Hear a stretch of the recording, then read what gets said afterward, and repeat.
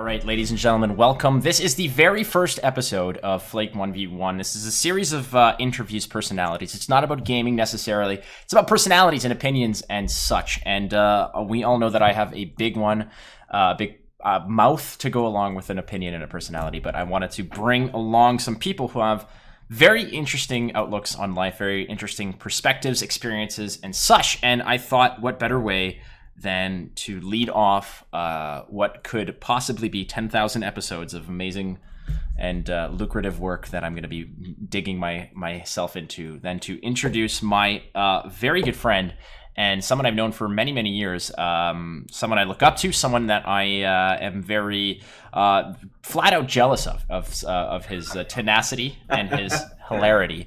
This is actor and comedian Andrew Searles. How are you, Andrew? I am doing great, man. Your words are too kind, my friend. Well, that was part of the that's part of the sponsorship deal that you have done to me, is that you get the first episode and I get to just spray you with kindness and such. So this is episode 1. This is correct. This is the Phantom Menace of Flake 1v1, and you get to be on it. No, not Phantom. Yeah, it's what's the New Hope? Let's go with the better one. Okay, so we're non-canon. This is definitely non-canon. It doesn't matter. But just for those who don't know, myself and Andrew, we went to school together, and we kind of had similar paths, at least from a schooling perspective and from an ambition perspective, except one of us pulled the trigger on not being a pussy about it and actually went on and did what he did, and I got to cheer from afar. So Andrew, you are a stand-up comedian by trade. However, you are also an actor. Now, which one would you consider yourself more of? I would say more stand-up, because I just had there's more opportunity for me, and it's easier to kind of create your own. You decide when to go on stage and when you want to perform, when you don't want to perform. Whereas, suppose for acting, you're kind of held at the mercy of casting directors and producers, and if you get called in for an audition. But I would say more comedy. And comedy was the longest. I would say comedy and acting I've been doing for the same amount of time, but I've had more creative control, and I've been doing a lot more shows than acting. Yeah, so I would say comedy is more so. I know you from the days of John Abbott. And John Abbott was a CEGEP, if you're part of that small demographic of Quebecers who know why CEGEP is both so inspiring and liberating and also useless as shit. That's where a lot of us didn't go to learn. That's where a lot of us went to go sort of find ourselves to a certain degree, whether it be in a bar or in our own hopes and dreams of being actors, comedians, radio hosts, broadcasters, etc. And this is where you and I met, was on pretty much on stage at John Abbott in the Agora, where I mean, we're not so far apart in age, but I remember you were kind of someone who definitely had a following already. Your name was on part of the billboards and such. And was that where you started your comedic scene? Was it in college? How far back did it go? When did you decide that this is something I want to do? And B, when did you get the courage and the tenacity to actually just sort of drop everything and say, fuck it, I am going to be a comedian and let's get this going? College is definitely, John Abbott was definitely where I started doing stand-up, but I would say the comedy part kind of goes back to probably elementary, where it was just me and a couple friends. We would always just crack jokes all the time in class, and kind of be the fun goofball of sometimes get kicked out of class, and sometimes the teacher's just calm it down a little. But it wasn't until high school when I was doing the improv class and not acting class, but it was a drama class, I would say. And I was on the high school, the grade 11, the improv team, and then I was in the high school play, and I was also in drama class, and I think that's where I started doing more, be more extroverted and having more fun. And I started doing celebrity impressions, because I was watching Mad TV all the time. So I would always see these guys just doing all these crazy impressions. Those Aries Spears and Michael McDonald and those types, right? Phil Lamar and all those guys, they were just on point. So I would watch these guys and do impressions.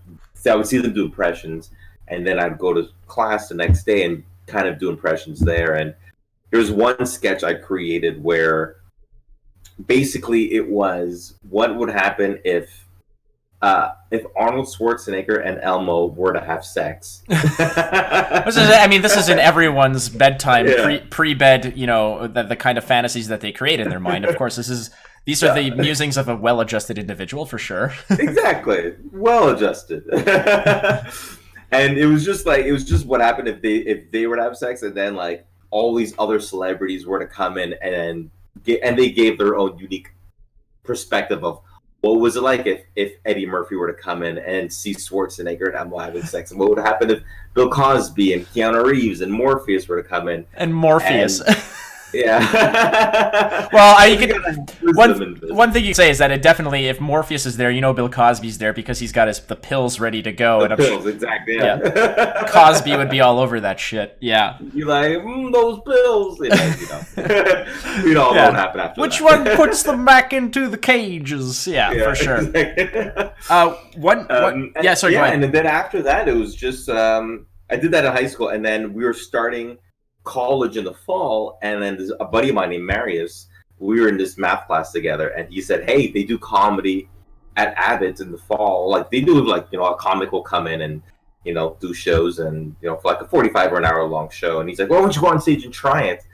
And I'm like, yeah, sure, well, that sounds fun. And then I went up to this guy named Bill Mahone, who was I know Bill. As you know Bill. Oh, yeah. And I went to Bill and I was like, hey man, can I just do 5 minutes just to just do some comedy? He's like, yeah, sure. And the guy, the comics there was Joey Elias and Ryan Wilner, and I just went up on stage and just did a couple jokes. And I'll admit the jokes weren't the greatest, but then again, it was first time on stage is really the greatest. But once I did the impressions, it was just like hit after hit after hit, and I got off stage that day, and then of course I had to go to class. So people were just like, "Hey, you're the comedian today," and then on the bus ride home, hey, yeah, you're the funny guy. And I went to see, it was a terrible movie, but it was called X versus Sever. Oh, God, that's Antonio Banderas and Lucy Liu. Yeah, exactly, which was the trailers were amazing, but the movie was terrible. And the guy in front of me looked back, and he's just like, hey, you're the comedian today. I was like, yeah. He goes, oh, you're really funny. And from there, it was like, oh, I think I'll recognize this much just from doing this one show. Let me see how far I can kind of push it. Yeah. And I just kept going back on stage, and then 17 years later, I'm here doing a podcast with my boy. Yes. I'm sorry to hear that. No, but that's amazing that you should say that, because I mean, a lot of it comes down to it. You said that it was almost like you got that recognition, right? And that's just like fuel in the tank. You're just shoveling coal into your fucking steam engine furnace, Yeah. And that's kind of how it goes. And I know that when I first started doing, I mean, my sort of comedy, my shtick, my whatever is more so improvisational than whatnot. Preparation for me is something I'm not good at, and I hate to say this in retrospect to all the people who have ever hired me to do anything, is that when I say I'm prepared, I'm not prepared. I come in with not even a glance at the run of show or anything. I am as off the cuff as it usually is, and that's kind of the adrenaline and the edge that I need. But one thing that you have that I do not have are fucking grapefruit-sized balls to get on stage and actually do something rehearsed and accept that criticism. Because for me, I find it's always more dangerous to go up there, and at the end of the day, in my mind, I'm like, well, I didn't rehearse, so who fucking cares? Like, if I fail, I fail. I'm going to rely on myself. For you, when you're going up with prepared stuff, and I want to just talk about one thing, because the time that I was like, this guy's funny, was when I remember you were doing a joke, and you could probably do it better than me, but it was the one where I think it was like your mom or something finds out that you're selling weed. Do you remember that? Oh my gosh, yeah. Like, do you want to tell that joke? Because you're going to do it more justice than I can. Oh my god, I haven't done that joke in a long time. And this was, go for it. Yeah, hit it. It was basically, if I can remember correctly, I mean, a lot of people still reference that joke to this day, which surprised me, and I find that hilarious. Basically, I was in high school. A lot of people who tried weed and stopped graduated, and a lot of people who tried weed and didn't graduate. So basically, the premise of the joke was I was doing weed, but I stopped not because it was like it hindered me from education or whatever, it helped me back in education, but because my mom was from Jamaica. And and I always said like, oh, weed in Jamaica, that's like the national food, you know. So, so one of the reasons, and then like I always I referenced the fact that like my mom was from Jamaica, so she obviously had dreadlocks, so she was like hunting me up in the trees, just kind of like, yeah, kill the boy. Like, and to this day, I still get people being like, kill the boy, and I was like, man, you still remember that joke? Well, like, that's it. Like, there are certain aspects of people's careers where they'll just associate them with a certain joke or a certain theme or whatnot. And I remember there was one joke that you did, and I don't even know if you remember it, where I was watching you do your jokes, and you were saying something along the lines of like, my mom got mad at me because she caught me buying weed, but she wasn't mad because I was buying weed. She was mad because I wasn't buying it from her. Exactly. Yeah. Yeah. And I was like, and there I was, and at the time I think I was getting ready to actually host, or I was hosting an event, and I was just like on the sidelines, and you were doing your thing, and I'm like, yeah, this is why I can't fucking do that, because I can't write jokes that well. I'm usually just I can make fun of somebody like a motherfucker. I can like it on off the cuff, but when it comes to actual technique and whatnot, like you had it down. And this leads me to like how much of your family influences into your comedy. I know that there's obviously, and this isn't something original to just you as a comedian or other comedians, but there's so many people that really just, they have like, it's almost like an endless stream of inspiration. And I mean, I went to your YouTube page the other day, and just the Jamaican Bedtime Stories made me like shit myself laughing, because like that was just so good, because it's not just jokes, it's performance art, and like your Snapchats and your Instagram stories are all stupidly funny, but Jamaican Bedtime Stories. Yeah, that was just what I thought of that. I was dropping a friend of mine off at the airport for like a 4:45 a.m. flight.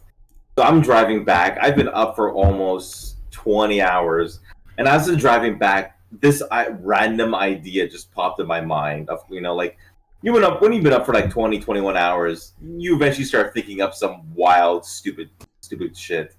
And this just random idea popped in my mind of like, what would happen what would a Jamaican bedtime story be like? And it just kind of saturated my mind. And then you kind of, it's about a 20, 25 minute long drive back. So you're just kind of, how would I go about it? Would I go about it this way, or would I go about it that way? And you kind of think of what references or what stuff that happened to you as a kid. And then you kind of bring that in to see like, okay, well, if this happened to me, or if my mom did this with me, how would I react to it? Or and then you try to kind of put like a comedic spin on it of like, like a lot of jokes are based in truth, but there's also some parts, it's kind of like a Hollywood movie where it's like the base of it is true, certain parts of it are just turned up to, to really emphasize or just play up a joke or something. But yeah, that time story was just a random thought of exhaustion. Exhaust. I was tired. I was very tired. Perfect. That's where the thesaurus. This is where a great sponsorship from any thesaurus company would come in handy. Thank you very much. That would be nice. Right, it would be so that's sweet thesaurus money. That was just like an element of your comedy that I really enjoyed, was that it's not just like you seem to have you've got the joke writing down and the like the performance aspect of it as well. Which I mean, like one of the jokes I want to say that I wrote a while ago that I never did. So when you were doing your comedy, I remember there was a time where Bill Mahone, again, the famous Bill Mahone. And first of all, I absolutely adore Bill Mahone, and I think that Bill Mahone has done uncalculable things for people's careers and confidence over the time.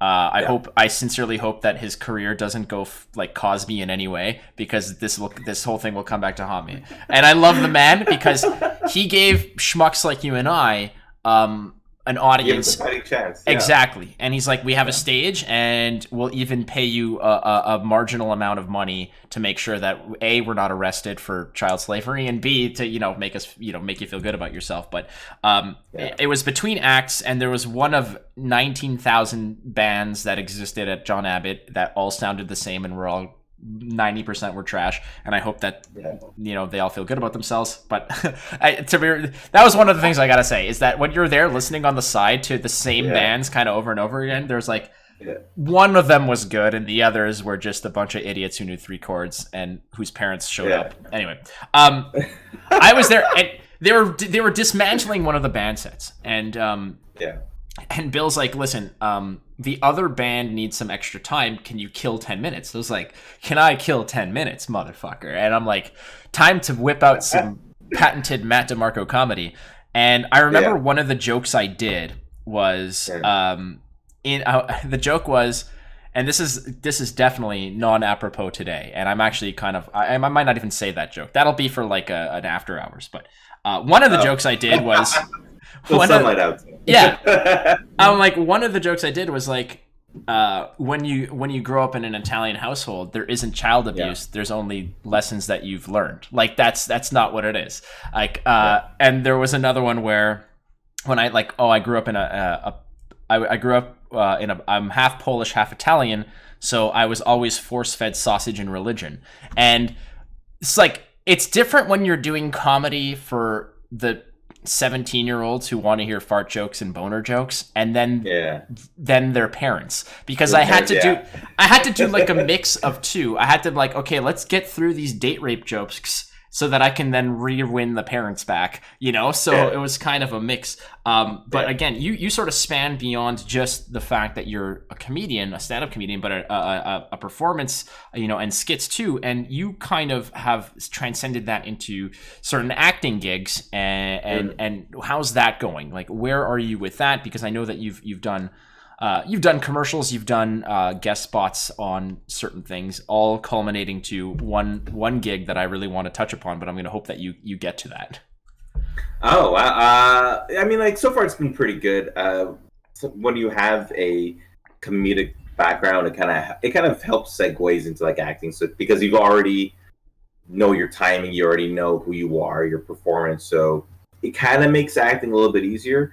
And I've been pretty fortunate to kind of book a few stuff here and there, or in terms of like a McDonald's commercial. I did commercials for like more Suits, or Men's Warehouse as it's called in the States. And then like a couple, I did one last summer where I was playing a transgendered prostitute. Everyone's dream, man. Exactly, it's the acting dream. Yeah, it's my Oscar. And it's funny because it was a crime story for this show called Fatal Vows on Investigation Discovery, and I was in LA, and I get an email from my agent in Montreal, and she sends me the breakdown. She's like, "Hey, can you do this thing?" I was like, "Okay, cool." And I read it. I was just like, "Okay, prostitute, transgender. It's a guy, just a girl. Okay, cool." And it's all a true story. And so I just did, I did my self-tape, and then I sent it in, and I think I sent it on like a Tuesday, and then the following Wednesday, she's like, "Okay, you're booked. We start shooting on Monday." And I'm like, "Oh, in Montreal." Oh, okay. So like that day, I had to like find a plane ticket, book off for the amount of days I was going to be gone. Plus, it's Montreal, so it's a good chance to go back and visit friends and family.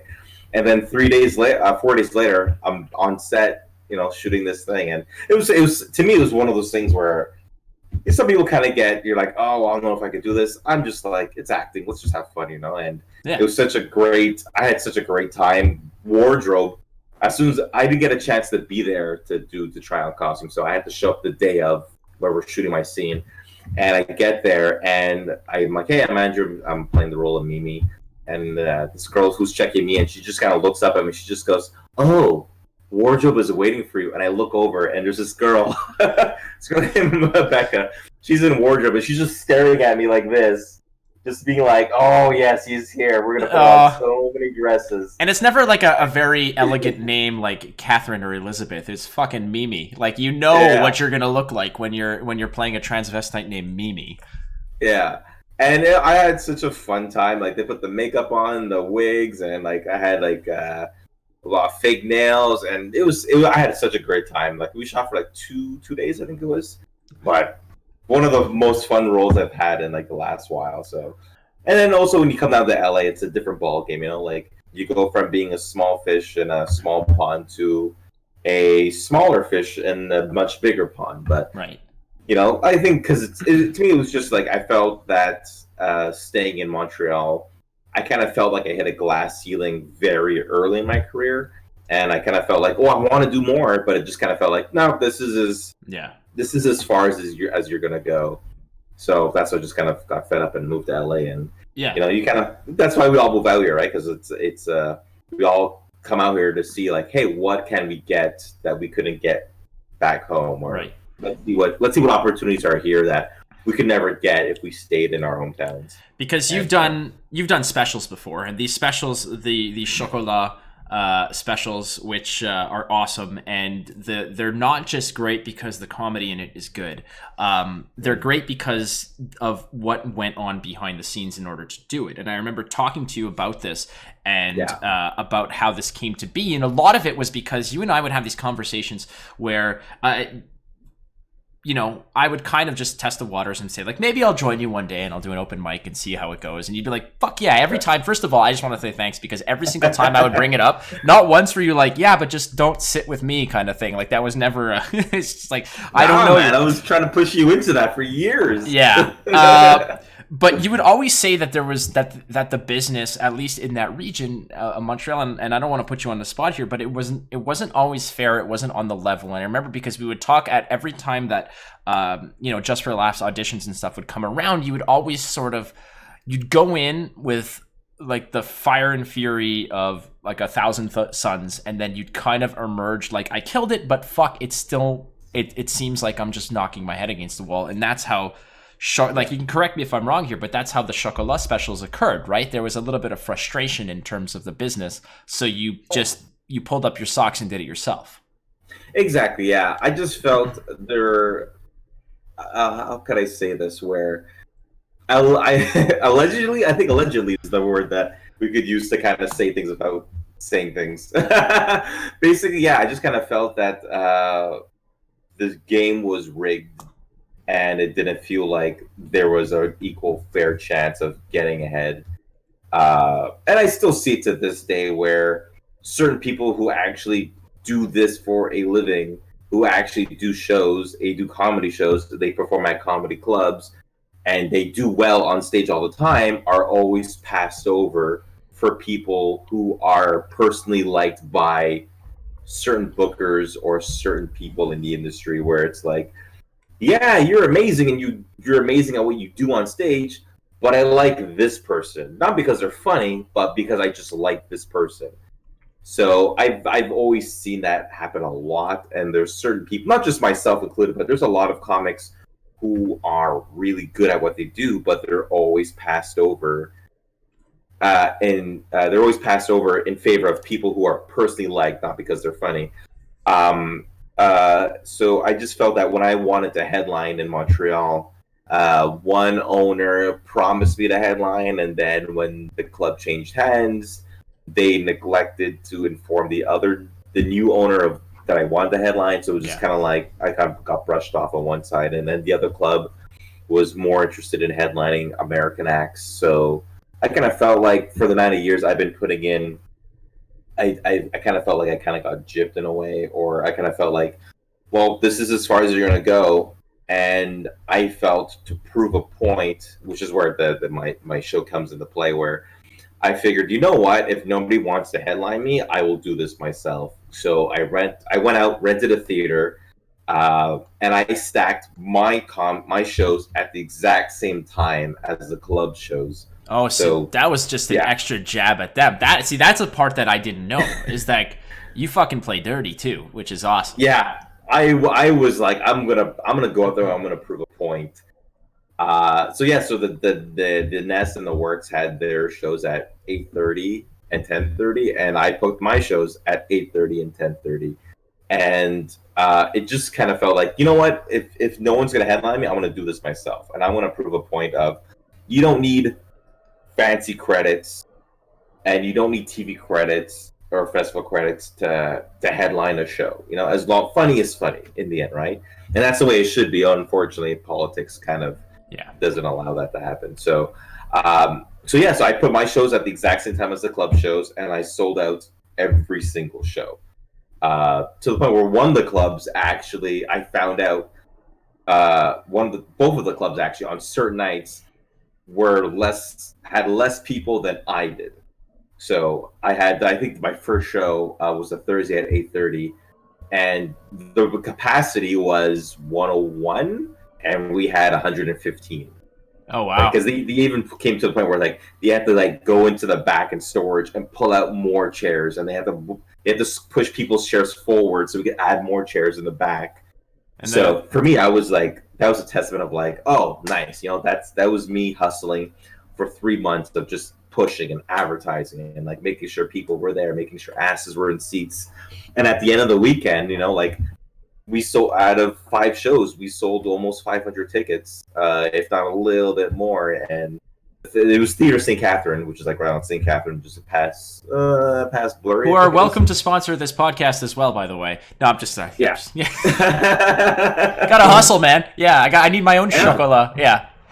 Exactly. Yeah. And to me, it was just a point of don't take no from people. It was just a matter of like, if you know you could do it, if you know you're funny. And it's not just being funny, but it's also a matter of like, you got to take complete control of your career. Like you can't, the days of being good at something and then somebody coming by and they're going, you're funny, I want to take you and then push you out to your next level. Those days don't exist anymore. Now it's a matter of like, you got to take control of your own career. And I did that for the first time. And the results obviously were fantastic, and I got paid a lot more money than if I did it at the club, and I got a lot more traction than if I did it at the club. And when the Comedy Works closed and then they reopened, then one of the new owners, one of the new bookers, Walter, came up to me and he goes, "Hey man, you sold out Theater St. Catherine. Do you want to headline the Comedy Works now?" And is this the same club that kind of sort of looked over you from the previous, or is this another club? This is the same club actually. Okay. One of the same clubs, yeah. Because when the old owner, who was mostly booking American acts, I always felt like he always had an excuse of not headlining me. And when the club closed, and then they reopened under new management, that's when one of the guys was just like, "No, this guy is good. We need to bring him in." And that's where I actually also overheard that one of the guys that worked at the club said, one of the owner's biggest mistakes was not headlining.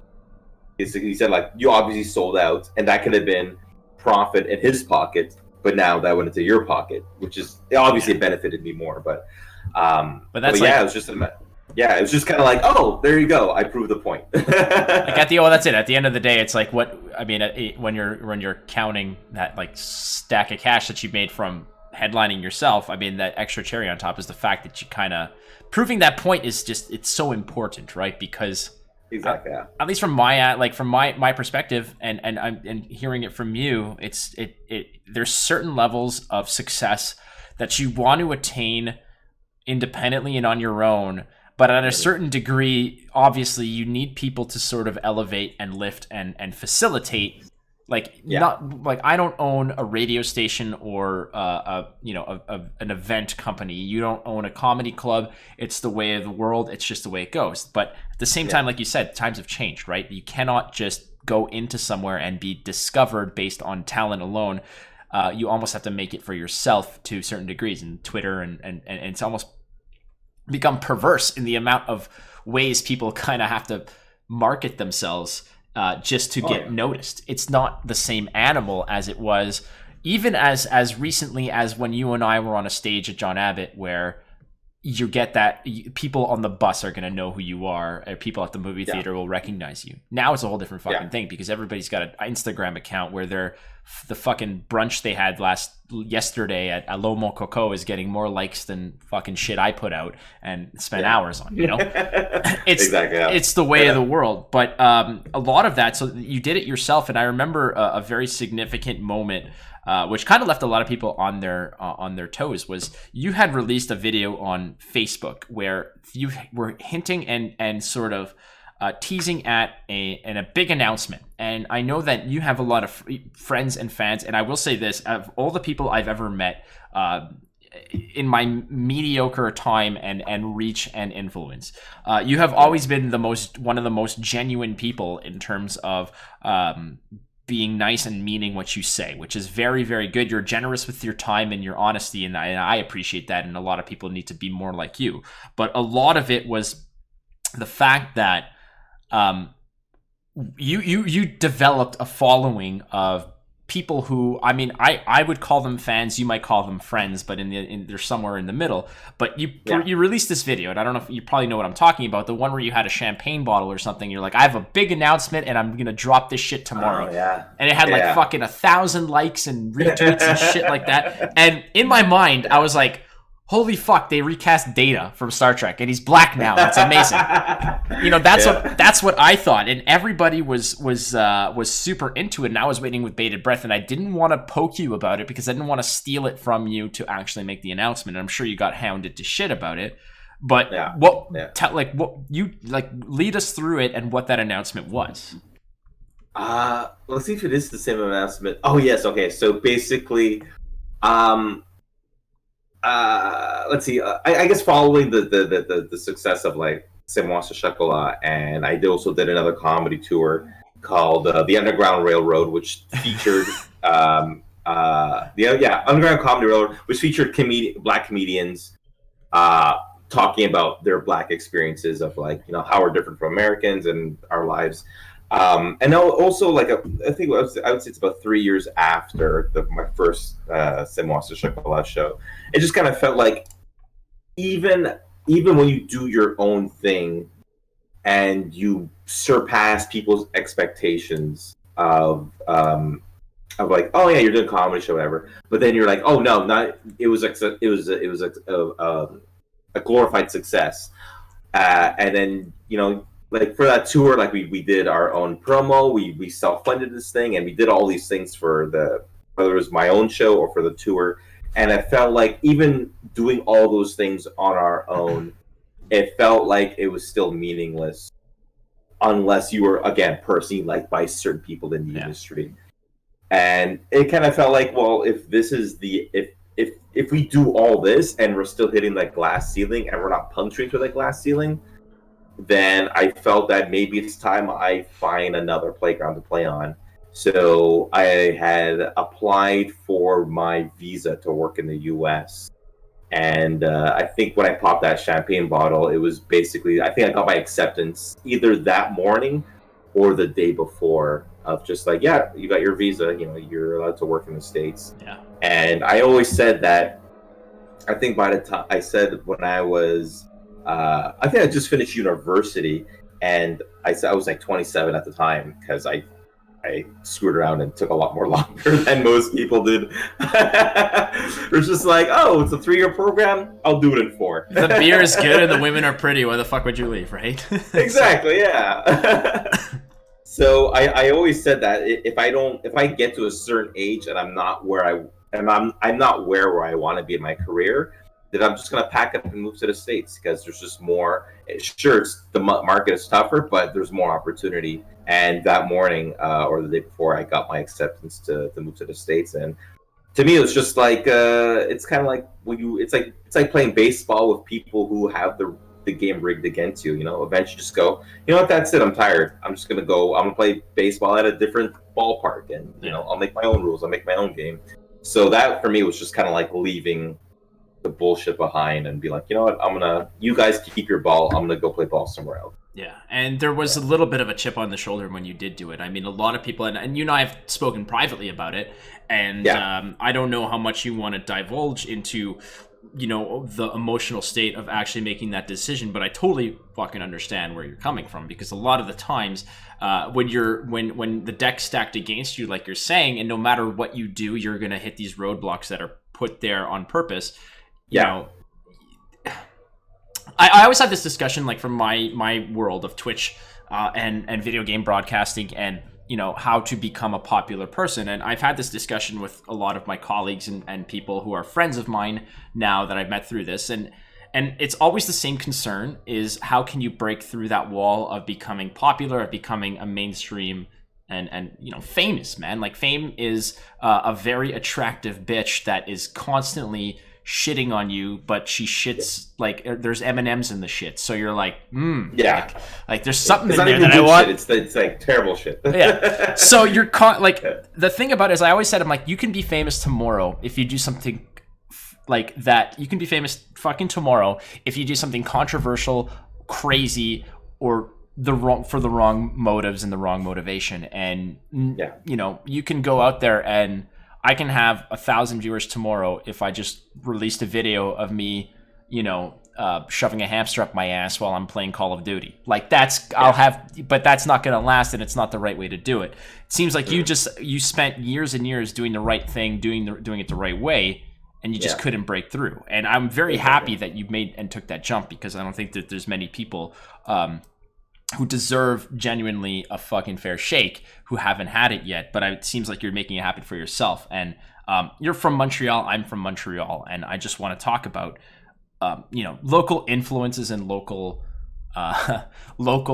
celebrities and such. Like, it's just weird because I've been living in Toronto for almost 5 years now, and I don't get the same feel or vibe as you do. Like, I'm gonna name some names that are only gonna resonate between you, me, and the guy who owns the dépanneur on St. Catherine Street. It's like Joey Elias, Anakin Slade, you know, even to a degree, like guys like Jay Farrar and Laurie Graham and Ted Bird, and these are names that no one would know outside of that nook and cranny. And you've rubbed elbows with all these people on multiple occasions, right? Oh, yes. Yeah. And how many of them, I mean, I don't know how much you want to talk about, because I know that you and I have spoken about Laurie Graham and how at what is she, in her 50s She's now? So beautiful. She is so beautiful. Yeah. I too am single, Laurie. I don't know what her situation is, but nonetheless, I also watched the weather in Montreal, and I also went through puberty at a time, but that was possibly a help. But I would honestly, Andrew, I would equate you to in the same echelon of that kind of local celebrity. And it's a shame that never pushed through. But are there any people from the scene in Montreal that really deserve like a shout out by you or some type of praise? Because I fail to believe that the entire industry is sort of stacked against the success of newcomers. No, there have been a couple comments who have definitely they've been either given, I would say, maybe given like a teaspoon of success of like like Rodney Ramsey, you know, like he's definitely a guy that we started comedy at pretty much at the same time, and he's definitely had a couple of successes in his comedy career, but I always felt like he's one of those guys that definitely deserved a lot more. You know, he definitely deserves a few more, not just festivals, but just anything comedy related. By all means, definitely deserves it. Gino Durante is another guy who's just. Gino Durante is that guy is such a killer on stage. He's one of the few comics I cannot follow. He just massacres on stage, and luckily for him, you know, he's doing his first Just for Laughs this Friday. It's an outdoor show with I think it's like Ab and Preach, I think it's called. And he's definitely one of those guys. Like I told him, like, dude, I felt he was one of those guys that he's a very Montreal act, and for the Montreal show, it should be a no-brainer to have him on that show. And I always felt like he just never got it, but because of this Ab and Preach, he finally got into Just for Laughs. And I'm speaking from what I've seen. I'm not speaking on his behalf, but you know, like I told him, like, dude, you got that Just for Laughs show. Like, it's an outdoor show. You're gonna have a massive crowd of, I think they're saying 10 to 20,000 people. I think. Oh man.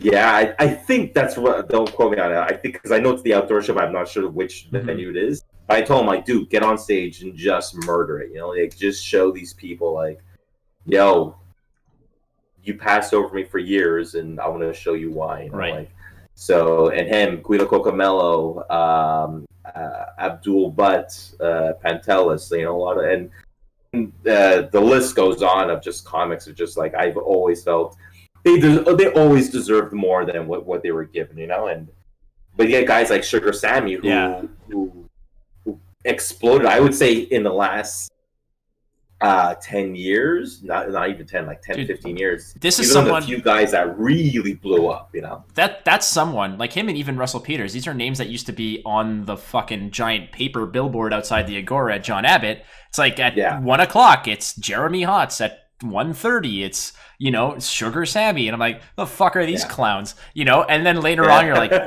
shit, I should have fucking offered them a piece of gum or something.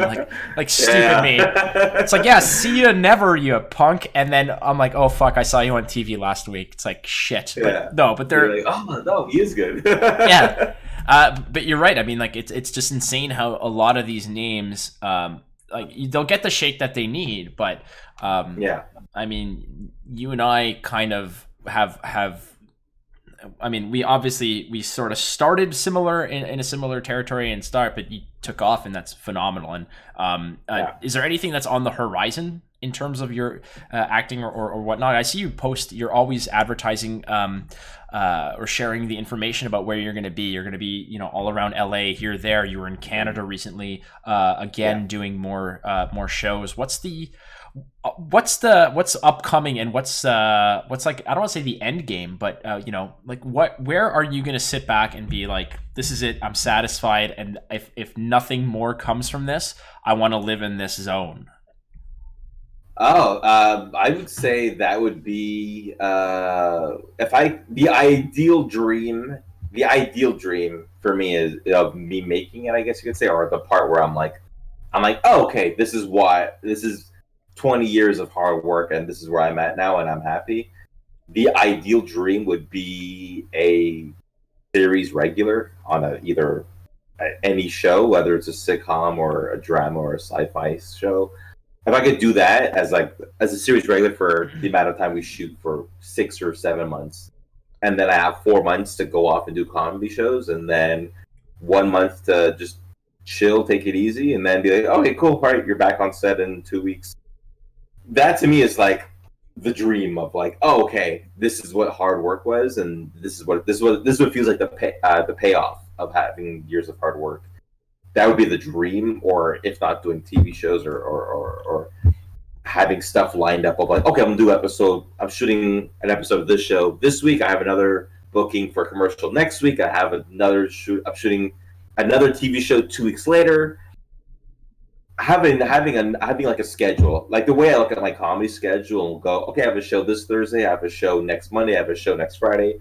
If I could do that, but in the TV world or a movie world of like, I have this stuff lined up for the next couple weeks, that's where I'm like, oh, okay, the last 3 years of struggling in LA and the last 17 before of doing comedy in Canada and entertainment in Canada is starting to pay off, you know. But until then, I don't like celebrating, I guess, because there are some people who are like, "Oh, you're in California? You've made it, Andrew." I was like, "I haven't made it. Like, I just moved here." No, but I saw you on this thing. You've made it. I'm like, no, like I don't. I take pride in what I do, but I also know when to celebrate and when to not celebrate. You know, it's like showing up to the orgy, but no one wants to fuck you, right? Like, it's like, I made it, but I didn't make it. Exactly, yeah. That's kind of what it feels like, it sounds like. But I mean, you got that far, and that's impressive. And I mean, everybody talks about inspiration and motivation. Obviously, clearly, your motivation comes from a really good place. It's something that you want to do, you've wanted to do, and you continue to strive to do. But what inspires you? Who inspires you? Like, who are your people that you look up to, that motivate you, or that actually can, you know, that give you that boost, that fire, like you look at them and you're like, that's who I want to be. That's how I want to emulate my game plan, my thing. I mean, I grew up idolizing guys like Jerry Seinfeld and Ray Romano and Drew Carey, and that's not just because they all had TV shows, but it was partially because of that as well. And to this day, I'm a big fan of guys like Bill Burr, who are just naturally crushingly funny and honest, even to a degree, like even Louis C.K. and those likes, like they are just viciously funny.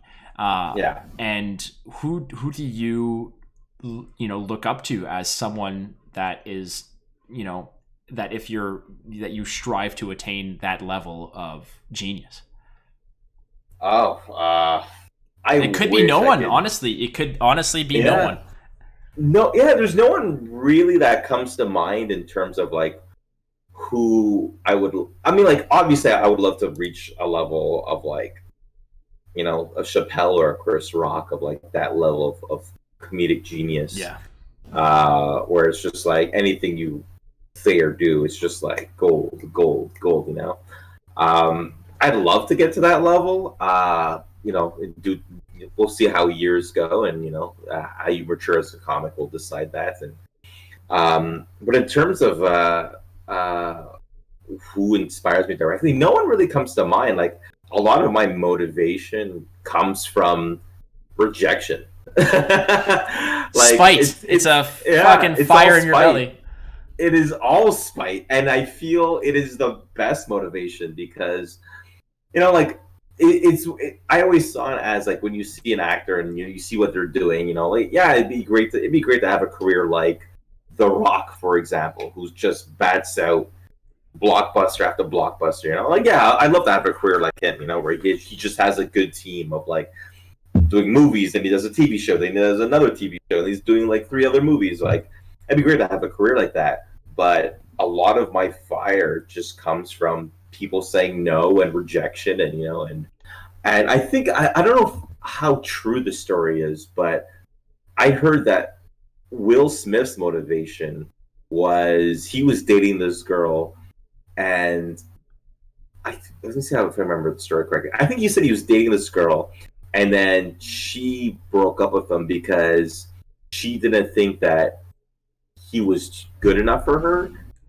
And he kind of took that and was like, you know what? Like, I want to show you like who I'm good enough for. And that was his fire to just kind of push forward with his rap career. And then the rap career led to a TV career led to a movie career. And we all know how Will Smith's career turned out. But for me, it's like when I made my Sim Wants to Chocolat show, that was purely out of spite. That was purely like, oh, you don't think I'm good enough? I'm going to show you how good I am. And, you know, and when I stacked the shows at the same time as their shows, and, you know, like when I wanted to do a comedy tour and it was hard to find sponsors, and I was just like, you know what? Fuck you. I'm going to sponsor this thing myself. And then we took that show, did like a 9-city tour, then we came back. And so for me, it was just like anytime somebody says no, I'm like, watch me. Then I go out and I prove it. And I just prove them wrong. I think I got that line from when Trudeau, not Justin, Pierre Trudeau, yeah. Yeah, I think it was during that. You're not gonna, you're not gonna do this. Watch me, motherfucker. Yeah. The exactly. Motherfucker part was, that's Pierre Elliott Jackson. That's a different. Yeah. Exactly. So for me, like, I thought that was such a badass line of like, you don't think I'm gonna do it? Like, watch me. So that's always resonated with me of like, oh, you don't think I'm good enough for this thing?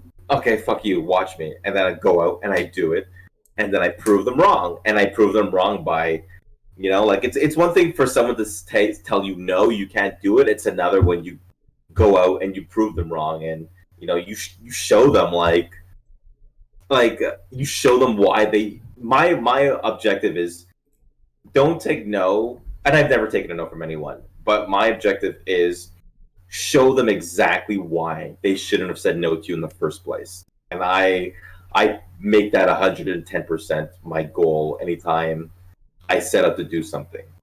You know, like if somebody says, oh yeah, we don't think you're good enough for this, I was like, oh yeah, I'm going to show you why, and then why you shouldn't have said no. And then, you know, and then your results show, you know, your results prove it of like, oh yeah, because the one line, obviously you're a big Star Trek fan, and there's one episode of Deep Space Nine where I think it's called, oh my gosh, what's the name of the episode? I can think of it, I can see it in my head. Where they go, basically Cisco decides to go back and he retakes Deep Space Nine. And Dukat and Wayun are having this meeting, and then they're like, Wayun goes, we're gonna have to, if we're gonna win this war, we have to destroy Earth. And Dukat immediately goes, no. And Wayun's just like, why not? that's how we were going to win this war. And Dukat goes, if you go out and you kill people, if you go out and you wipe out the population of Earth, you haven't taught them anything. You know, you enslave them and you show them why they shouldn't have said no to you in the first place.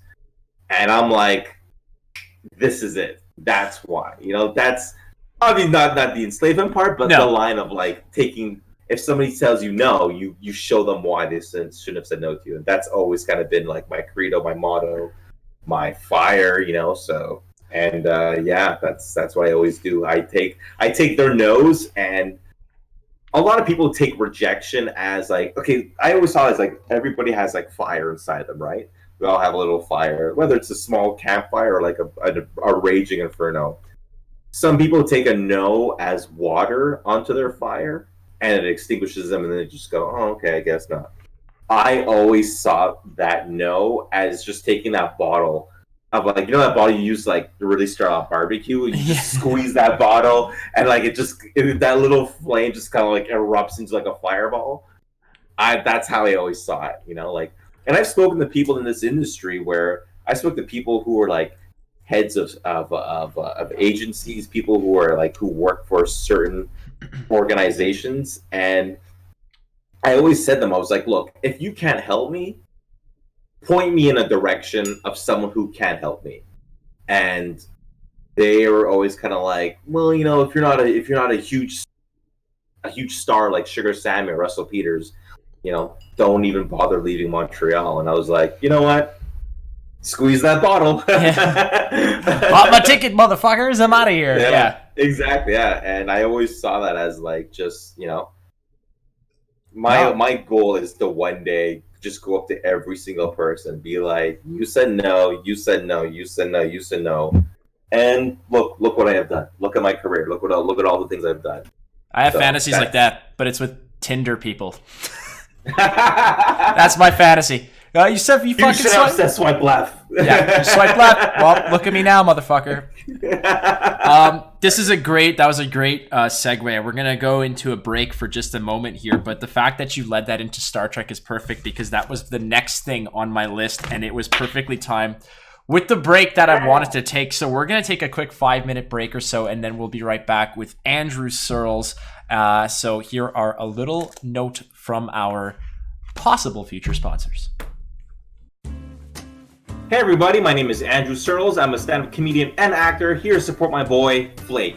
Now, normally there is an ad that comes around here, but there is an ad, so we need sponsors. Instead, you guys have to deal with this ugly mug. So I guess in the meantime, I guess I'll sell some weed, I guess. Yeah, that works. So if you guys need any weed, I'm Jamaican, so I'll hook that shit up. No problem. Amazing. It might be oregano inside. I'm not entirely sure. But yeah, hey, it's like a surprise, you know? It might be oregano, it might be weed. Smoke it and find out. Yes, that is right. My name is T'Challa. Yes, I am the Black Panther. Yes. Evacuate the city, engage all defenses, and get this man a sponsor. All right, we are back. This is the second segment of Flake 1v1. I'm with Andrew Searles, comedian and actor and spiteful SOB, apparently, as we learned in the first segment of this, which is awesome. But yeah, it's fine. Hey, whatever motivates you, man. Like you said, there's a fire in your belly, and while others like to possibly pour water on it, you just lob hand grenades into it and then go on a rampage, and that's. Oh yeah, it's just LA. It's like LA in the '90s, no problem. That's what made Ice Cube a thing. It was awesome. Exactly. So you talked about DS9 and Star Trek just as a whole, and you and I kind of have a little thing where I call you Captain, you call me Number One because we're both big nerds, and I mean I more am a Star Wars person. You're obviously a Star Trek aficionado, a Trekkie. Is that the proper terminology, by the way? Is Trekkie still a thing? I don't even know. Or is it like Trekkie, Trekker? Like, is it the N word for nerds? Like, I don't know. Like, I don't know. Where I know one time I was out and I was like, I think there's I don't even know. Like, I said one, and then another guy's like, no, it's Trekkie, and I was just like, I don't know. Yeah, you're like there's just so many. I don't know. It's like eventually we're all gonna. I'm a nerd, but I'm not that much of a nerd. Well, oh no, but that's the thing, right? Like, eventually you're just sort of you're not caught up with it. It's like having It's like if you're my 90-year-old grandmother is probably not going to use the most appropriate and politically correct terminology when she's like is walking through the Jean Talon market, right? Like it's just so it's not the same thing. Okay. Yeah. So you and I actually we've gone to a Comicon together, fan expo in Toronto many years ago, and oh my gosh, yeah, best time, man! I had such a great time. That was a great time, and it was amazing because I remember that you had your own itinerary and things that you wanted to do, and I'll never forget this text message I got from you where we were kind of touching base because we were staying in the same room, and I'm like, hey man, we're in the room and we might just go grab a food or this or that. What are you up to? And your reply was, hang on, I'm in a hotel room with Slash from Guns N' Roses. And then I think you also followed it up, like you sort of bookended it with like, and he's very short. So I think so. I think it's just one of those things you're like expecting to be like, you're Slash, and you're like, oh, we're at eye level. Okay. How the hell did that come to be? Like, tell us. You were drinking or in a hotel room with Slash, and typically, I mean, I've seen all the MTV Unplugged and all those kinds of things, like the Where Are They Now behind the curtains things. I'm sure there was mounds of cocaine. I'm not trying to incriminate you in any way, but just paint the picture for me with as many expletives as you can fit in that are appropriate. So what happened was, so we were at Fan Expo, and I think we split off, and I think you and your buddy went to do one thing, and I was like, I want to go see this Trek panel or see these other celebrities, because obviously it's Fan Expo, right? So certain people have their certain slot times of their appearances and photo ops. So a buddy of mine, two friends of mine, Allison Dorr and Ward Anderson, they had this their own podcast. So I think it was a podcast, but it was a radio show on satellite radio, and it was like a typical radio show, just like interviewing guests, talking about political stuff, whatever. And so they were there, and I ran into them. And they're like, hey, we're going around doing interviews for these with all these celebrities. Do you want to tag along? And I was like, yeah, man, I got nothing to do, Like, I saw whoever I wanted to see today. And they're like, well, we need someone to take photos while we're interviewing them. Do you want to do it? And I was like, yeah, sure, let's do it. So I tagged along along with them. And they're like, hey, our first guest, we're going to go talk to David Hasselhoff. I was like, yeah, sure. So we go behind like all the pillars, and I was going to say Jeffrey's tubes, but it's not, the back, the corridors that connect the rooms to other rooms. The Jeffrey's tubes. Totally. And so we walk through there, and then we get to this. They had a panel that was happening, and then we go behind the panel, and then Hasselhoff comes down the stairs. He just finished this panel, and Hasselhoff is as big as you think he is. Like, he's just this super tall, strapping behemoth of a man. And I was like, oh my gosh, this guy's massive. So Allison and Ward are interviewing him, and then I'm taking photos, like different angles, whatever. So after they do their interview, and then Hasselhoff had to run back out somewhere else. So we're just standing around, we're just hanging out. And then, of course, the doors open, and George Takei just walks right in. And he's just like, hi, I'm George Takei. And I was like, oh. wait, I want to that would be an awesome voice to integrate into that Elmo fucking or Arnold Schwarzenegger Oh thing. My gosh, yeah, I gotta add that in now. It's totally awesome. Just Schwarzenegger and Elmo going in. He's just like, oh my. So George walks in, and it's just George and Hasselhoff just talking, and I'm just like, this is pretty cool. Then I look at Ward looks at Allison looks at me, and we're just like, this is really cool. So do take some photos, and then Ward interviews George Takei, and then Nichelle Nichols, who played Uhura, like Sulu and Uhura respectively. She comes in, and then George goes on stage, and I talk with Uhura for a bit, and then take some photos, and then they swap positions, and then Nichelle's on stage, and George is outside. We're all talking, and they do their interview, and I snapping photos of the George and Ward and Allison doing their talking. So George's handler, who's also his husband, is just like, hey, we got to go to the next event. So he grabs George. They take off, and then Ward looks at him and he goes, hey, are you up to anything right now? And I'm like, no, not really. I'm just hanging with you guys. This is a cool day. And then Ward goes, we got to go interview Slash in this hotel room. You want to come along? I was like, yeah, I will. Like I know of a couple Guns N' Roses songs, but I was never a huge Guns N' Roses fan.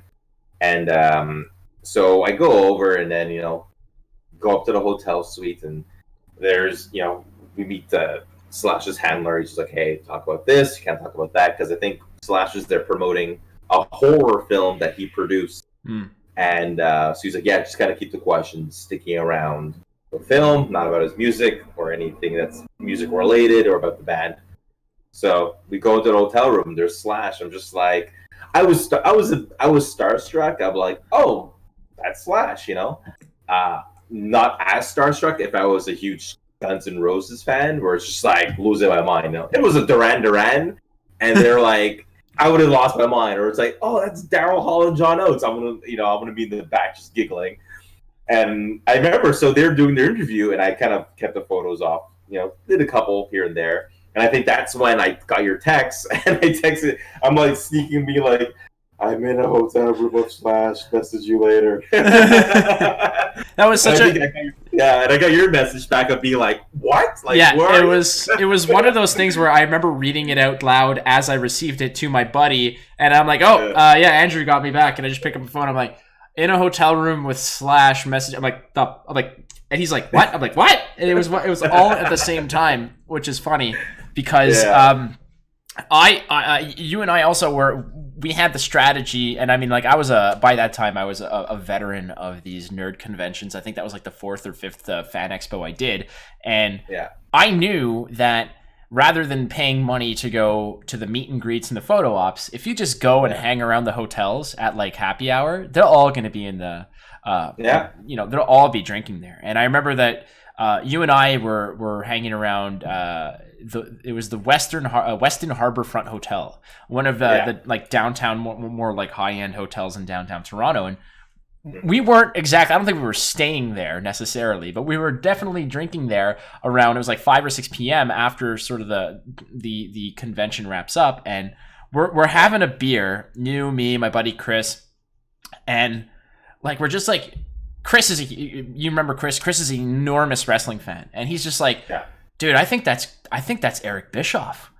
And I just trust what he says, because when it comes to wrestling, he's like you in Star Trek. He knows all the history and everything. And I'm like, and I knew from the day, and I look, and I'm like, fuck, that is Hulk fucking Hogan over there. But it's like Hulk Hogan after he was beaten up by 2 other Hulk Hogans. Like, it was like, you and I both saw it, and this is where the kind of curtain comes back on these things, where they're not propped up, they weren't inflated to the degree that they were. Because I remember once there was a little bit more fanfare surrounding his table, like he was in a corner as hidden away as possible, talking with like Eric Bischoff and some other wrestling people, and we were just happened to be there. We weren't bothering them in any way, shape, or form. We just kind of looked over, and that was it. But once people started going and sort of infiltrating in on him to take pictures, he got up and go. And I remember that it was like, you and I were like, whoa, fuck, we can't just let Hulk Hogan walk the fuck by.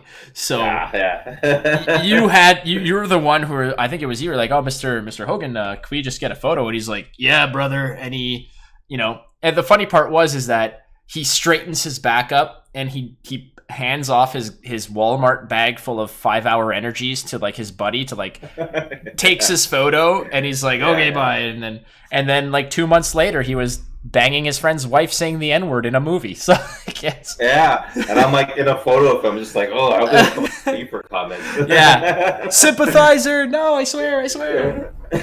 That's almost as bad as saying Trekkie. Exactly. Because I remember, I think I just left Slash's room, and I came back to the hotel, and you and Chris were there. And then you're like, oh, dude, you just missed Hulk Hogan. I was just like, oh, okay, yeah, of course, yeah, okay, whatever. And you're like, no, that's Hulk Hogan. I look over, and I saw him, and I was like, holy shit, And then, we had a drink, and then Hogan came by, and I was like, yeah, let's take a photo. And then we took the photo, And I think no, because Hogan. I think we stayed in the same hotel. Oh, it might have been that. It might have actually been that because was that the hotel where they actually had a fire alarm in the middle of the night, right? I don't know if you remember that. I think we did vaguely, but I think I remember that. Possibly, and I think I remember. I was like, "There's no fucking way that Hogan gets up and leaves. Like, there's no way." Yeah. No, he's just like, this place is gonna burn, brother. Yeah, Hogan's not doing stairs. He's like 65 and broken in half. Like, there's no way. Like, he's taken too many tombstone pile drivers to do 20 flights of stairs. If the building's on fire, he's gonna go down in flames. Hulkamania's gonna run wild all up in that room, but he's gonna all over it. Yeah. And I remember I didn't even recognize Bischoff because I knew Bischoff when he had like jet black hair, like super black hair, no glasses. And then I saw him, and he had glasses, and like his hair was like very peppered, where it's like white and gray. And so I see him, and I'm just like, "Oh, hey, man! Like, are you? I guess you're part of the clique. I guess." He goes, "Yeah, I'm Eric Bischoff," and I was like, "Oh shit!" Like I didn't recognize him at all. Like just a completely different look. Yeah. And I was like, "Oh, dude, I love you. You're such an amazing villain." And I got a photo of him as well, but yeah, like it was. I just didn't recognize him. Like, hey, I love your work in setting up the cables and like like, hey, you really delivered the shit out of that Uber Eats. Like, congratulations, sir. Well, I think he wasn't exactly doing television appearances at the time, so Not to mention, I don't think WWE is sponsored by Just for Men or anything, so he kind of let the hair kind of go a little bit, and that's just funny. Like, you walk up to him and you're just striking up a casual conversation while Hogan's taking pictures. Is that what happened? Yeah. I think so. It was just after the picture, and then we all happened to be walking towards the elevator, and I think we kind of pulled back to let them kind of like, okay, you guys go on first. So and then we took off the next ride. So as we were walking, it was just like we're all talking, and I was like, "Oh yeah, it's cool, man. Like, what do you do?" It's like, "I'm Eric Bischoff." I was just like, "Oh shit, motherfucker! Like, I am like, wrestling." Yeah, yeah, exactly. Yeah, this guy was king of like WCW back in the day, and but it was. I think I saw him because we went. Fan Expo was what 2013, I think, when we went. I think that was the year that happened. It was, which is like 6 years ago. It's been a while. Yeah, so it was like probably another 7 years after I'd stopped watching because I kind of stopped in 2005. So. I'm used to, like, when you see someone of a certain image that you grew up with the jet black hair and and no glasses, and then you see someone 8 years later who completely changed their look, I'm like, wait, I don't know who you are anymore. And then you're like, oh, because if you saw them gradually, you would have picked up on it. But yeah, like, to this day, I was like, I still feel so embarrassed. Like, I did not recognize this man at all. And it just came out of nowhere. And it's, and that's just funny that that's the way it went down, where you have these like awkward moments where you're like, bitch, do you know who I am? I'm like, oh, fuck. Yeah, I'm sorry. It's like if you saw Hulk Hogan bald and no mustache. You're just like, and you are? Yeah, I know. Imagine that. Like, you want to talk about being married to a gimmick. In certain occasions, it doesn't always work out. But for Hulk Hogan, I feel like having the headband or like the handkerchief over the head covering the skullet and the mustache, if that's not happening for him, dear God, I don't know. He'd look like a taller, skinnier Michael Chiklis who gave up ages ago. Like he would Chiklis when he turned back from the thing and it didn't completely go all the way. Oh yeah, but he's champion shuffleboarder at the community center or something like that. I don't think it would actually work out. So yeah, I mean, we met Slash, we met Hogan, and you and I, you got to hang out a lot over there as well, which is super fun. And the fact is, it's like for you and I, it's always interesting because, like, for you specifically, like comedy and you're acting in this and that, and there's a lot of people who kind of have this closet nerd in them, but for you it's different because it's not exactly closeted, and this is what's cool. And back in the day, like when I was in high school and going through college and whatnot, I mean, being a Star Wars fan or a Star Trek fan wasn't exactly, like, you weren't fucking rolling up and shaking pussy out of your sleeves. Like, it's like, no, it's good. Gee, how did this get here? There's so much. Like, it's never was a thing. Happen? Yeah, that was never a thing. That was never a thing. But I mean, now it's just part of culture, and where more recently, even things like San Diego Comic-Con comes around, and like the Picard, like the whole Picard trailer for new Star Trek comes out, and people lose their fucking minds. And I don't know what your thoughts were on it, but I just fell into this whole trance of I like life's gonna be okay, everything's gonna be good. And like, you saw the trailer, and what's your thought on that and the progression of Star Trek in general? Because I will say this, as much as people look to me for Star Trek things, for Star Wars trivia, etc., I mean, Andrew knows the exact episode and season and like frame that anything I reference is from. Like, dude. Oh yeah. It's like, no, jackass. It was season 4, episode 3. Like, if I even said that, season 4, episode 3. Do you know the name of the episode I'm talking about? Season 4, episode 3. That was just off the top of my head. If you can actually come up with a title, I would lose my mind. I would say it's, and I know this because of the order, and you'll probably Google it. It's probably, the episode's probably called Suddenly Human, because season 4, episode 1 is Best of the Both Worlds Part 2. Episode 2 is an episode called Family, which is where Picard goes back to a chateau. And I think episode 3 is Suddenly Human. All right, well, I'm looking it up right now. Okay, it's... Hold on a second. Let's see here, because this now is actually going to cement your legacy as being an actual Trekkie or whatnot. Season 4, episode 3 is for the next generation. Obviously, we're talking about is not. It's not. Suddenly Human is actually episode 4, so you're fucking close. Season 4, episode 3 is called Brothers. Oh yeah, okay, yeah. Well, you'll have to redeem yourself now, because no one's going to believe that you're a Star Trek fan at all. Oh, they're like, oh, we had so much hope. Who is this guy? Black people don't watch Star Trek. What, are you out of your mind? So Picard like hits the besides it was when it was actually announced, and I was all over that shit because The Next Generation was my jam. It's what I grew up on. That's what I've watched 1,000 times. Same here, yeah. What were your thoughts seeing Picard reprise the role? And then, I mean, spoiler alert, if you haven't seen it or you want to know nothing about it, just stop listening now for the next 10 seconds. But Jerry Ryan as 7 of 9, and Data making a reappearance, plus the confirmed Riker and Troy. Yeah. When they made the announcement last year, I was very stoked to see him come back, but then they kept referencing that like it's not gonna be a typical Star Trek show. It's gonna be a different angle. We're gonna explore something that's a little bit off the beaten path as opposed to like the Next Generation DS9 Voyager canon.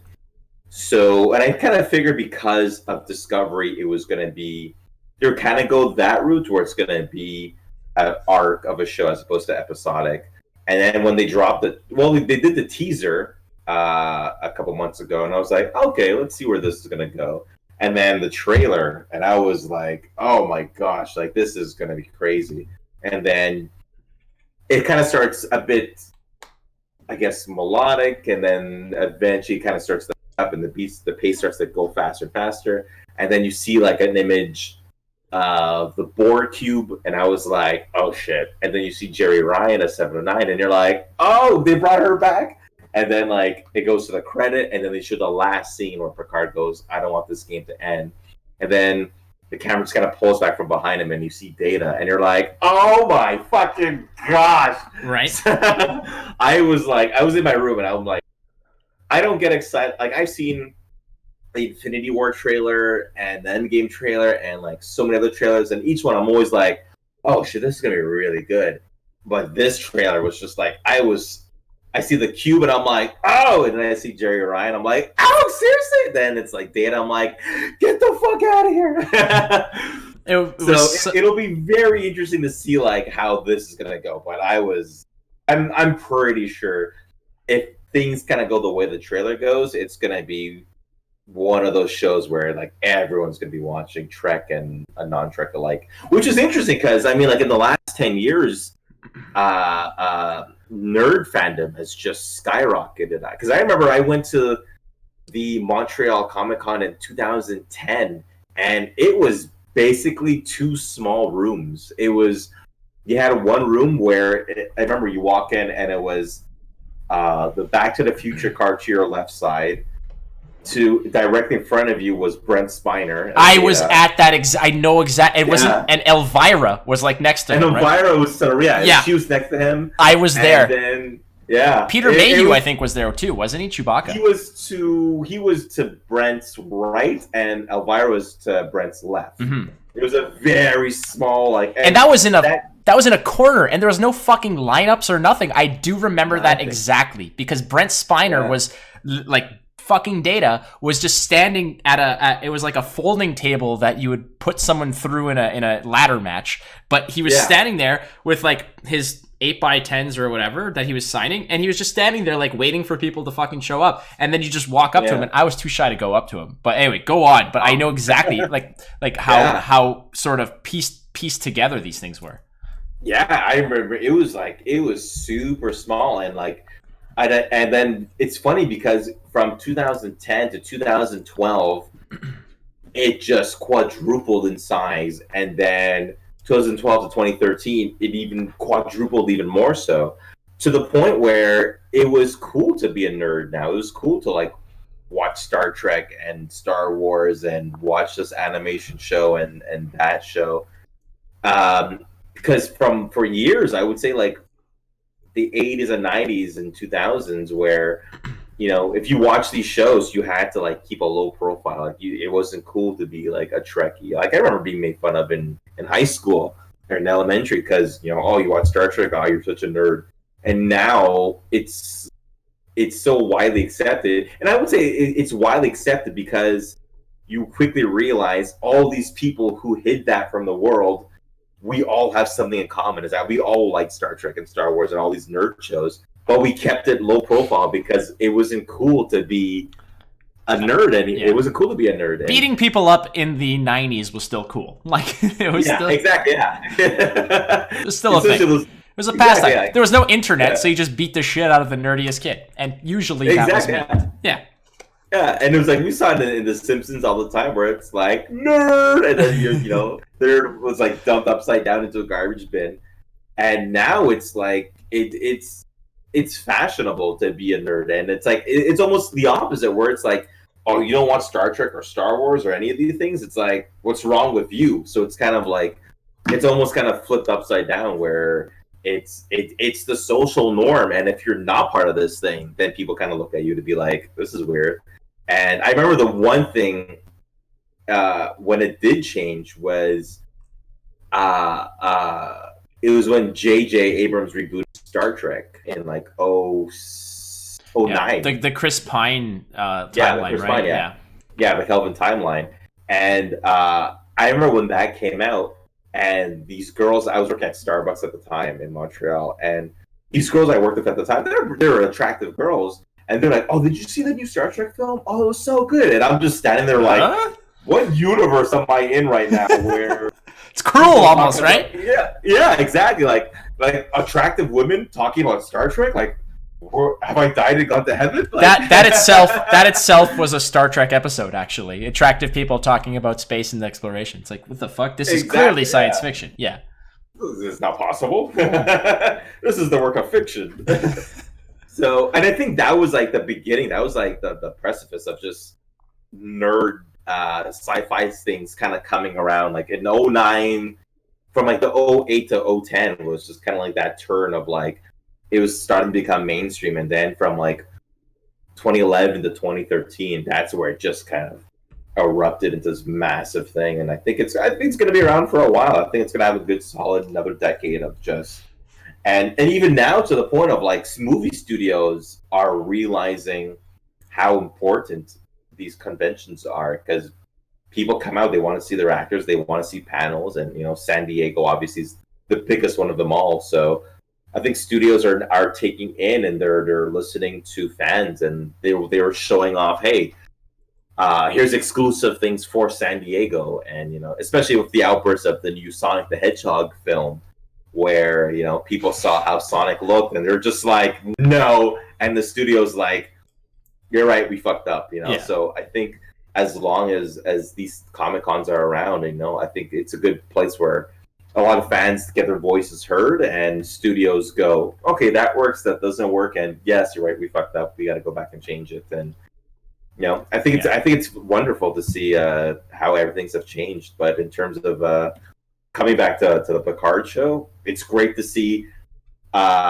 people who you never thought were Star Trek fans come out and posting this thing, and they're sharing the trailer, and they're like, I'm like, you're a fan? Wait, when did you become a fan? How did you know about this? How did you know about that? And obviously not just Trek, but you know, Star Wars and everything alike, where people, you know, these trailers drop or these images drop, and people start sharing them, and it kind of creates a community of little cool nerds. Well, that's the thing, right? I've had this discussion with many people, especially since, I mean, let's put it this way. You know, doing the whole dating app thing where you kind of want to be as honest and upfront about who you are. A lot of the times I'm just there. I'm like, I play Magic the Gathering, watch Star Wars a lot, and, you know, play video games and shit. Like, that's my life. That's what I do. And I guess so it's almost like a scenario where like in my sick mind, I always feel like all these, you know, this uprising of people who watch or consume and adore all these different sci-fi shows or whatnot. A lot of it's just like, fuck, if I don't know this stuff, I'm now the minority. I'm the outsider. So I better at least read up on it or know about it, and eventually you kind of get caught up in it, right? Like, I've always told people back in you know, back in high school, college, whatever, I'm like, look, I actually remember doing I wrote a university paper about Dr. Doom as a legitimate dictator and what he did. And I had to give a presentation on it. And I remember that the most fascinating thing was, before you actually had to suggest and or you could go forth with your your research and whatever it was, you had to go to the professor and explain to him what your idea was and why it would make a good research project. And I went to his office and I said, you're going to listen to me talk for 5 minutes.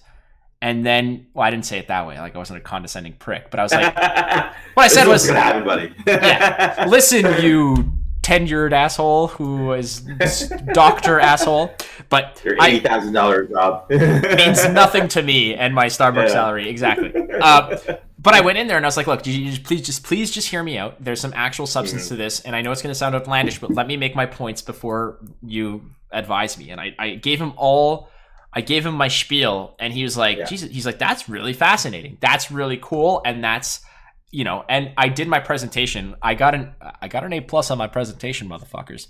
Boom. But the cool part about it was that it was a 30-minute presentation about the content that I researched. I did it in front of a class. And when I started it, you could tell that everyone's like, oh, fucking nerd. And by the end of it, I had so many people asking questions about where they could read the content and consume more of it.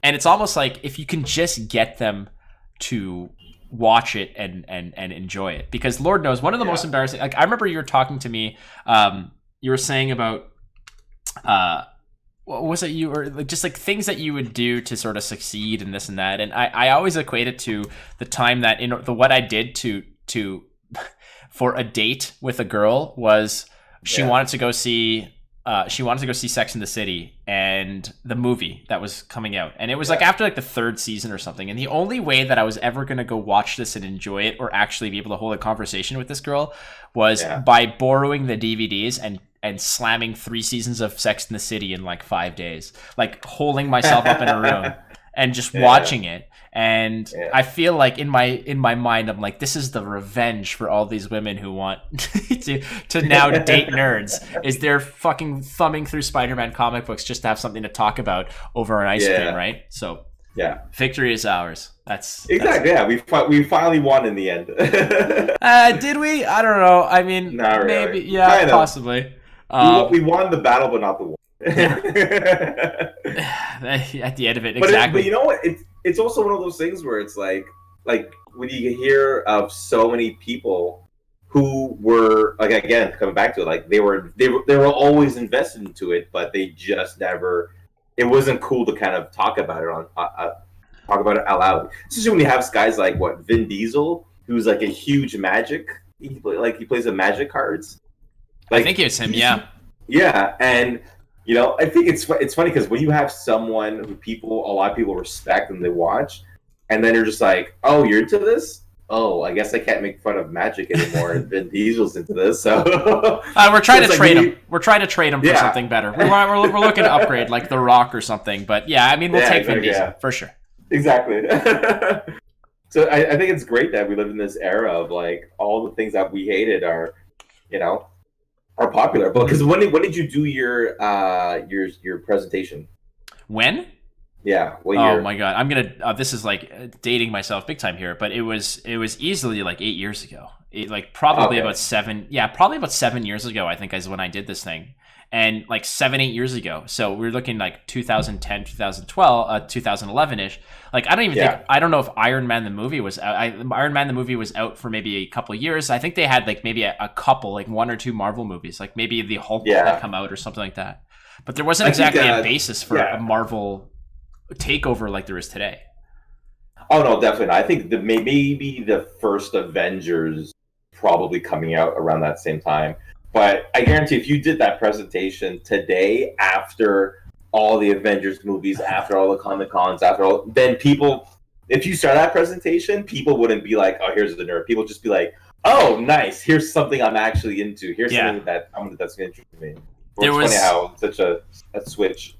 There was it was funny because that was one of the first classes I ever took, and one of the last classes in my last ever semester.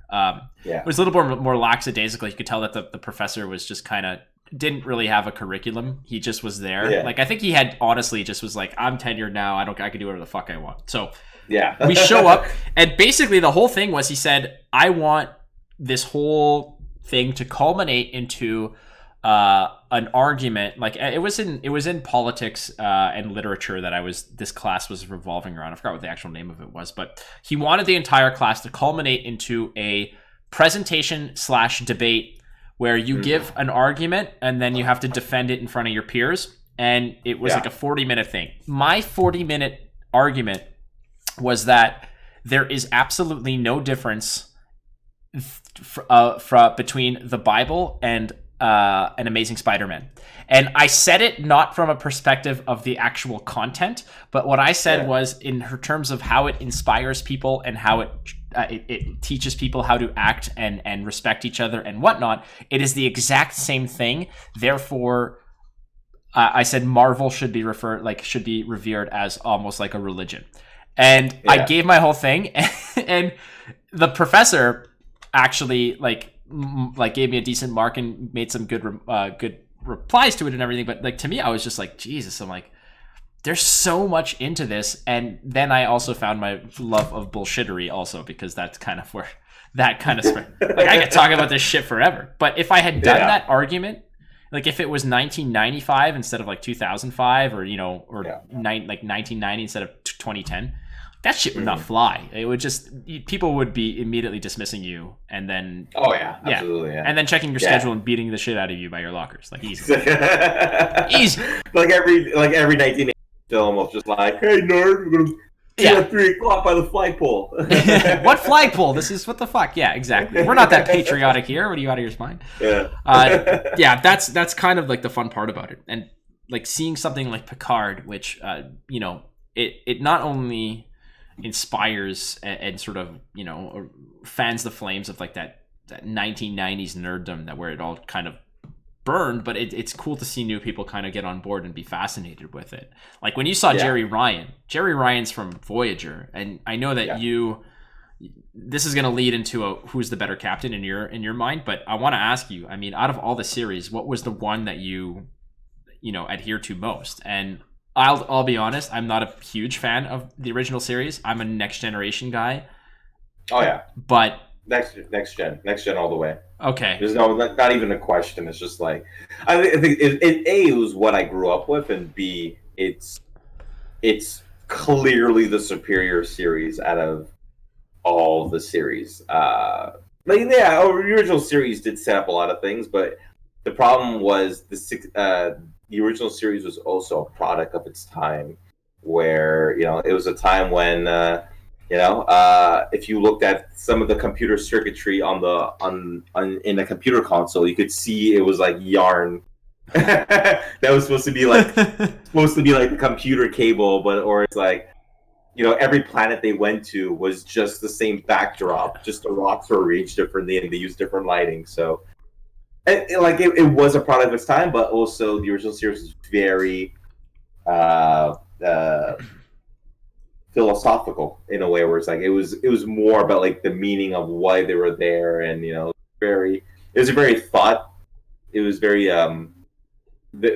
a very cerebral show, as opposed to Next Generation, where they kind of combined cerebral with like action, which was comedy, So, and also it was the '80s, so like obviously the technology and the special effects were a lot more updated than what you saw in the '60s. I don't know if you saw this. There was actually a GIF that was sort of floating around, and I just want to. What's funny to me is that you rewatch episodes, and it's always great when you sort of look back on what these sci-fi shows picture as the future, right? And what is crazy and futuristic. Yeah. There's this one scene, and I'm sure that you know it a lot more photographically than I would, but I saw this little GIF, like this replay of it recently, and it's Picard, I guess, at some type of restaurant or something, where the maitre d' or the person is like, "Oh yes, right this way," and behind him is supposed to be, since it's like a fancy restaurant or occasion, there's a dude who's apparently playing an instrument, but the instrument is like, it's like strapped to him, and it's like a bar here, and then it's three like bongs, and he's just like holding them and shifting the bongs like this, and he's just but he's just a background player. And it's funny is that because in the scene, Picard comes in and kind of looks at him and looks right back at the maitre d', and there's a guy and he's playing the bongs and whatnot. And in my mind, I was like, first of all, that's what they see the future is, like just a guy who is stroking a triplicate bong type instrument. But secondly, imagine what's going through that fucking actor's mind when like they probably just hand it to him and they're like, "This is musical, so figure that shit." It's like he's like, what do I do? Like, I always thought that was absolutely fascinating how that works out. It's like, this is an instrument that we use in the 24th century. Figure it out. Yeah, just fucking roll with it. The other thing about TNG, besides the fact that it had this really cool outlook on the future, was that it was an episodic situation. Like it was an episodic television show where the shows and the episodes didn't necessarily connect from episode 1, 2 to 3. There's very rarely where they're like some seasons had cliffhangers and there were 2-parters, but gone are the days. I find like Picard is being kind of marketed as almost like an 8-episode movie. Same thing with Star Trek Discovery was similar to that. What do you think that those kinds of episodic TV shows that are standalone and unique storylines each way, is that done with? Like, what is going on? I think the way shows are going now, everything kind of like leads into another now. So they were talking about Picard being like basically a 10-hour movie, just split out into like 1-hour episodes. And Discovery's the same way, where like it's good, but the problem with that is at some point it's hard to make a story last 10 episodes or 12 episodes, because even in Discovery, even though the backdrop of season 2 was what are these red signals, you could tell there were some episodes where just like, we don't know what to do, like let's go off on a tangent and talk about this plot for one episode, and then we'll go back to the red signals and then the red angel, and then we'll go back to something else, because it's kind of hard to sustain that plot for 10 episodes. I feel it is again a product of its time, where it's like that's what TV shows are doing these days, so let's just hop on the bandwagon. But I miss the days of, you didn't need to watch last week's episode to get this week's episode, or you could just watch. You could, look at any other TV show from the 90s and 2000s, where you could start the show at any episode and it'll be okay. You didn't need to watch the previous or the next one to get what's going on. It's like you could watch episode 15, then episode 12, then 21, then 4, and you would still be okay, and it wouldn't conflict with anything that's happened. I kind of prefer that, where that because every episode was unique. But now, because of these long episode arcs, I kind of miss the days where it's just like, okay, well, I gotta watch this one, and now it's like, oh, they're talking about this thing. So, oh wait, I gotta go back and watch the previous episode to understand what they mean by this now. And it's like, I feel sometimes it kind of gets a little convoluted. But I mean, Next Generation would have callbacks to characters like Q and such. They would reference, but it would never anything that had like a significant continuation from one end to the other. And I don't know if that's just the consequence of the success of shows like The Sopranos that had, it was such a success, but it was okay, here's a gigantic, 50-hour movie that we're presenting from start to finish, and all the episodes lead into it, and it's a giant arc from one to the other. Whereas The Next Generation was unique because, well, I don't want to say it's unique, but it had so much substance and so much character development that didn't necessarily lead in from one to the other. I mean, besides the fact, like I said, they'd reference like the relationship between Deanna and Riker, or the relationship between Picard and Crusher, and the progression of Will Wheaton's character, Wesley Crusher. But in reality, like, there was, like you said, like the plug and play of episodes it just doesn't exist anymore. And I don't know if that's just because budgets have increased and people expect that it's no longer, okay, you have X amount of dollars for each episode. It's here's the whole budget for the whole fucking thing. Make less episodes, more substance, more bang for your buck, I guess. And I mean, possibly, yeah. That could also be a possibility where, so it's just the studios have just changed it. Then that's the new format now. And I guess it works. I like it. I don't mind it, honestly, because I like the fact that stories are fleshed out. But I mean, it's just crazy because maybe ideas are just, people are running out of ideas to a degree. It's like, I was actually going to reference this for you and with comedy in general, but at a certain point, you cannot fit unique stories into 44-minute formats to have them fleshed out completely. And I want to ask you about one last thing before we wrap this up, but just in comedy in general, and you're in touch with comedy, with comics, with the evolution of it all. At what point does it become like, it seems like, at least in today's day and age, in today's climate, politics is just legitimately an endless pipeline of material. And I watch comedians from like Rodney Dangerfield and early like Jerry Seinfeld and like, from like the 70s, 80s, 90s, that Norm Macdonald, all these guys who have like such crushing material, such great material that rarely touches upon politics. And I feel like even in today's day and age, it has to be that there's a certain degree of it. And how much of that do you feel is just because it's what people want to consume, or how much of it is because there's just a lot less jokes that can be told because of the political climate and the sensitivity of things? I would say in this day and age, the political climate is very topical because of what certain people are doing in the American administration are doing. So that could be anybody. That could be anybody. Could be anybody. So when those people do something, it's gonna be talked about on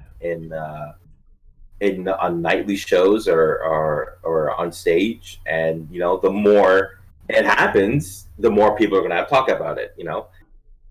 Granted, some people don't like political comedy, but also some people don't like this type of comedy or that type of comedy. So I think there's always something for everybody. But in terms of you also get these. We're also in a day and age where you almost have to watch what you say now. Where the days of saying anything you want are. Some comics will say it's over. Some comics will say it's. I guess it's a metamorphosis of the comedy in general, where things are just changing. But I think in the end, there will always be things to talk about. But a lot of comics, what I find now, especially in this day and age, a lot of comics want to be controversial. They want to be dirty. They want to be edgy. But a lot of them aren't funny. And some comics will get upset about it. They're like, oh, well, I can't talk about this because this person complained or that person complained. And I'm like, well, no, they complained because you weren't being funny about it. So now it comes off as rude or vulgar or whatever. And a lot of comics are forgetting that you could talk about anything. You could talk about race, you could talk about this person or that person, but as long as you're being funny, as long as the base of it is funny. Because there's been some jokes where I've heard that are just brutal, like absolutely brutal, but because it's funny, it's okay. Yeah, some people may not like the joke because of for whatever reason, but in the end, it was funny. And there's a lot of comics where they forget that you could cross the line, but as long as you have the humor to back it up, people really aren't going to bother you. But yeah, there's some comics that they want to be everything and they want to be anything and everything, but they're forgetting to be funny. And if you're not funny in the joke, then obviously you're going to get blasted for it being sensitive or this or that. And there's a bit that Louis C.K. does where he's talking about, like if you've listened to some of his specials like Shameless or whatnot, like he drops a very casual N-bomb like once or twice where it's as part of driving home the absurdity of a certain joke where he's like that illustrates or sort of further colors a point that he's trying to make about how mad he is or how upset he is or how absurdly crazy something's got him. And one of them is where he hits a deer and he gets mad at the deer for like breaking his rear view mirror or his side mirror, and he drops an N-bomb at the deer, and he's like, I couldn't even, and he just does it because it just in the flow of words. And another one where he's talking about how impressed he was with how the barista made his coffee. So he's like, wow, that he made the fuck out of my coffee. Like that made the fuck out of my coffee. And like where like something is so good that it makes you do things that you're not used to. And it's funny because he never got any backlash for that. I mean, obviously he got backlash for other things later on. So karma, I don't know. Some other stuff. Yeah. But he was always funny about it. And that's the point that I'm glad that you made. And it's a very smart point, is that you can be absurd and you can be obscene, but if you're not funny, it's a different story. Exactly, yeah. And even in that bit, I think that same bit, like he was dropping the N word, the C word, like, the R word, like, and he like it's like in the end, he said those words, but like again, like what we're talking about, it was funny. Mm-hmm. He made it funny. He had a point as to why he said it. He wasn't just saying it for the sake of saying it. Like he said it, and he had a funny reason why he was saying it and why he said these words. So when you go about it like that, you're just kind of like, yeah, I get it, And again, he didn't have backlash about it. Like if he did that joke now, it's a different story. And I think even if he were to do a joke like that in this day and age, you know what? No, probably not. That wouldn't fly. But because he did it in that time. Nobody complained, and nobody would dare complain because you're like, no, he had a point, and he's funny about it. But again, it's like there's a comic I worked with, and he was talking about how he's like, oh, Andrew, you get to make fun of black people and white people and these people, that people, and like you're lucky you get to do that. But he was a white comic, and he's like, I can't talk about that. And I said, you could, you just have to do it in a very skillful way. Because Bill Burr goes about it. He makes fun of blacks and Asians and all the different types of people all the time, but he does it in a way where it's kind of like that Simpsons episode where he's cutting like the fish, what's that? The fugu fish, yeah. Yeah, fugu, yeah. Where it's like you got to do it in a very skillful way, where it's like you can't. It's got to be done in a way where it's funny, but like. Also, like one thing I told this comic, I said, do it in a way where, especially as a white comic, where do it in a way where you're asking a question, or you're asking out of curiosity. If you said, why do black people do this? Or why do Asians do that? And then you have a joke about it as to what the differences are, why you can win about it. Then audiences may not react as harsh because you're not saying black people are like this or white people are like this or Asians like this. You're asking why are they like this or why. I feel like if you ask in a wonder or curiosity, then people are going to be less hostile because they're just like, oh, he's not being racist. He just wants to know why this is the way it is, or why is there a difference between the two cultures? So it's up to the comic to figure out how to go about it properly that fits their own comedy. But I think, I mean, like when Bill Burr does it or when DK does it, there's a point to it. There's a logic behind it, as opposed to just being like dropping N bombs and R bombs or C bombs, and people are just gonna be like, "Whoa, what's this guy's problem?" So the last thing I want to ask you before we wrap this up, literally last question is: Are you like, with all this kind of evolution of it and the fact that, I mean, we always say, oh, you can't say that anymore. And a friend of mine actually brought this up recently. He said, I was watching Eddie Murphy Raw and Eddie Murphy Delirious, and we used to laugh our asses off at that shit, like, 15, 20 years ago. But today it's almost like something, like a lot more of those jokes are becoming a little bit more uncomfortable to bear. Do you think that, like, are you afraid of what comedy might become, where there's literally a pinpoint zone where you can hit, and if you miss, it's pure doom and it's all over for you? Like, is it that precise and surgical you need to be these days? I would say we're slowly kind of heading towards there. I don't know if we're at that point yet, but I think we are kind of slowly heading towards there, because coming back to like Delirious and Raw, oh yeah, like there's no way like Eddie could go out on stage and say those exact same things again. Like the most, it's not going to fly. The most obscene and offensive thing that was on those specials was what he wore, right? Like, it used to be that you'd watch it and you'd be most offended by the red leather. And now he's, he has a 10-minute bit about the gay police, right? So anyway, go ahead. Yeah. I mean, like, again, that's one of those things where it is a product of its time, where, like, it was the 80s and you could say those things and it wasn't, either you could get away with it or it wasn't as offensive as it would be today. But there are some, I know recently some comic got into trouble because she made a joke about some rapper XXX Station, I think it is. Extension or whatever, yeah. Extension, yeah. Something, I obviously watch rap because or listen to rap because then I wouldn't know how to properly say it. But she made a joke about him, and now there's this huge outpour of people saying like that joke's not appropriate, and she had a clip of it on Comedy Central, and then people said Comedy Central pulled it, but she's actually not pulled it because she was getting death threats and all this stuff. I watched the joke, like I saw the clip of it.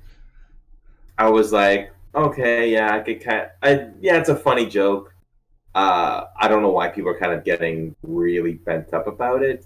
I think sometimes people need to realize that, again, it's that tasteful line of, like, this is a joke, and, just take it as a joke. Like, I get some people may not like the joke, but to go as far as issuing death threats, that's obviously like way out of line. But yeah, I think we are living in a day and age where we have to be very politically correct of, can't say certain things anymore, or can't do certain things anymore, because it's happened twice in Canada where, comics have said jokes on stage and they were someone who was offended by it, and then he turned around to the comedian because it was for whatever dumb reason they thought of. Maybe I shouldn't have said dumb, but because they'll probably come around for me. But yeah, they turned around and sued the comic, and I think in both cases they won and the comic lost. But yeah, it is kind of scary of you don't know what to say anymore, and it is a change of the times, but it is starting to limit what the comics can say or do on stage. Or I think it's made it interesting, but it's also but again, I'm not the type of comic that would say or do anything like I'll walk the line, but I'll never say anything that'll cross the line. Maybe a comic, maybe a blue comic would be more. He'll have a better idea of like how it's affecting him. But yeah, it's hard to imagine of where this comedy train is going to go. I think it might get a bit worse before.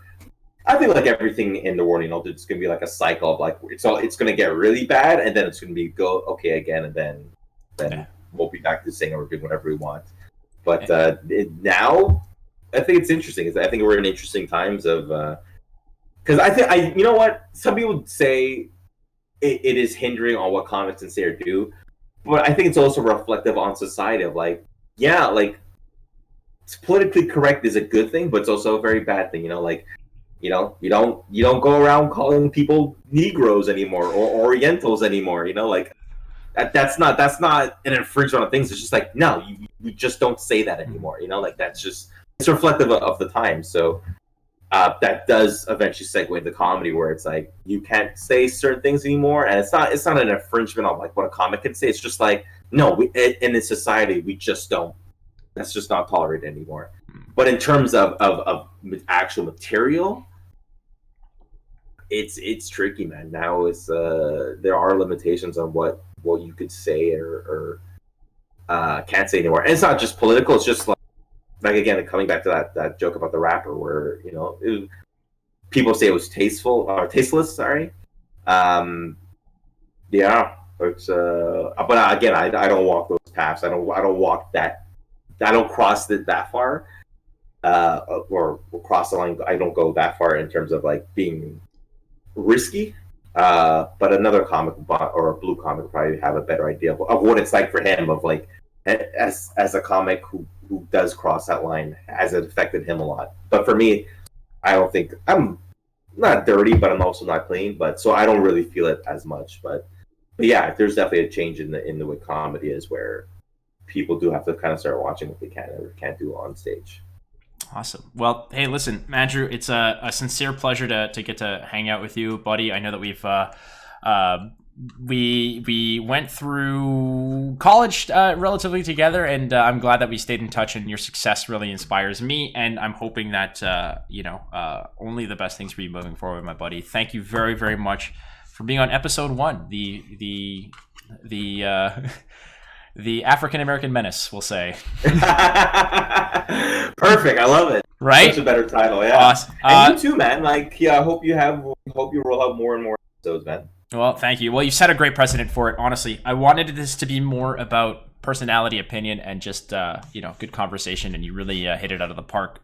Before we do go, how about you just let us know, and everybody who's listening and watching, who you are, where we can find you, and what's up next. Oh yeah, definitely. People could hit me up on social media. Andrew Searles, AndrewSearles. You can find me on Instagram, Twitter, YouTube, Facebook.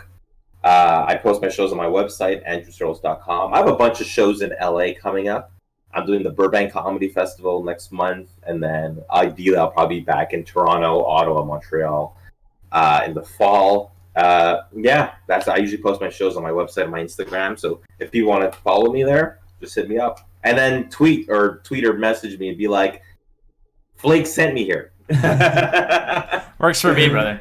Awesome. Perfect. Well, thank you so much. That has been the first episode of Flake 1v1 with my guest, actor, comedian, awesome dude, trekker, we don't know, Andrew Searles. That is it. We will catch you next time for more awesome banter. See you later. Adios. Be kind.